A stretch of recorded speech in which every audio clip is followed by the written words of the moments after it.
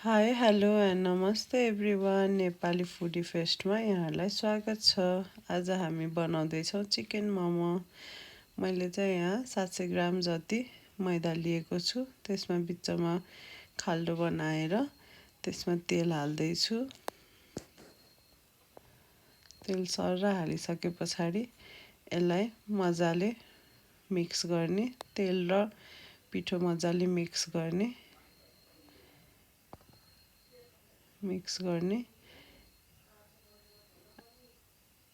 तेलमा पिठो मजाले लाग्नुपर्छ, जसले गर्दा पिठो नरम हुन्छ।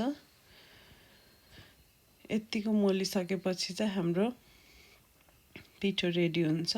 अब यसमा थोरै थोरै पानी हाल्दै मिक्स गर्दै गर्ने। एकैचोटि पिठोमा पानी चाहिँ हाल्नु हुँदैन, यसरी मिक्स गर्दै जाने। र यतिको भइसके पछाडि चाहिँ हाम्रो मोमोको पिठो रेडी हुन्छ।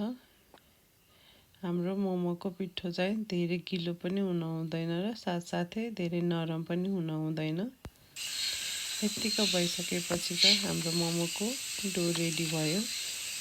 अब हामी मोमोको फिलिङ रेडी गर्नतिर लाग्छौँ, जसमा मैले लिएको छु 500 gram chicken keema, finely chopped onion, cabbage, finely chopped ginger garlic, हरियो धनिया पत्ता, हरियो प्याजको पत्ता, थोरै तेल, जिरा धनियाको पाउडर, स्वाद अनुसार नुन, बेसार र थोरै खुर्सानी पनि लिएको छु। अब मैले मोमोमा चाहिँ फाइनली चप्ड अनियनलाई राखेँ, त्यसै गरी फाइनली चप्ड क्याबेजलाई पनि राखेँ, त्यसै गरी जिन्जर गार्लिकको पेस्टलाई पनि राखेँ,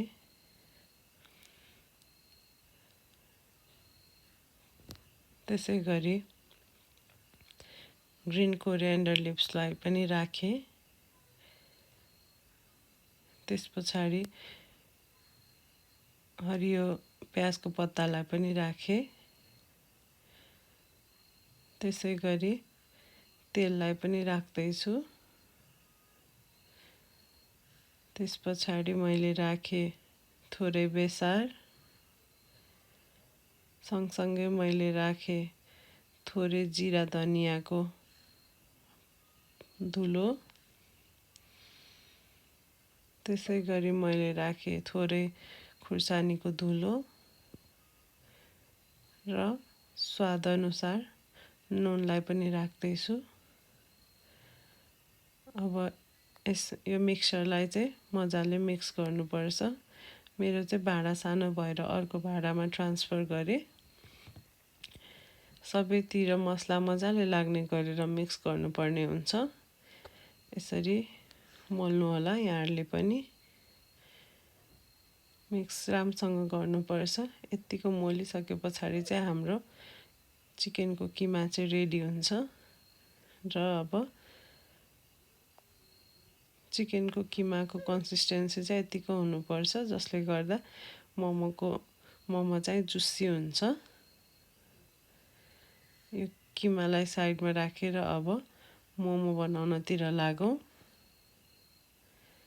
मैले चाहिँ मोमो खासै राम्रोसँग ऱ्याप गरेर देखाइनँ। मोमोको ऱ्यापिङ चाहिँ हजुरहरूलाई जस्तो मन लाग्छ त्यसरी नै बनाउन सक्नुहुनेछ। र मेरो यहाँ मोमो चाहिँ रेडी भइसकेको छ। मैले चाहिँ यसरी प्लेटिङ गरेँ मोमोलाई। Thank you for watching.